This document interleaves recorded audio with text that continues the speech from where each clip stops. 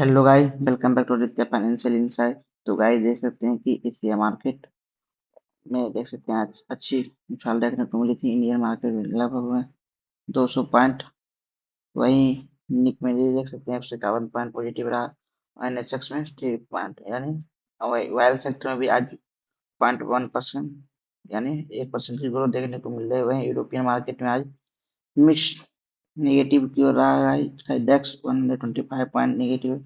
वहीं गोल्ड में भी आज फिर से गिरावट देखने को मिल रही है। सिल्वर कॉपर थोड़ा पॉजिटिव है।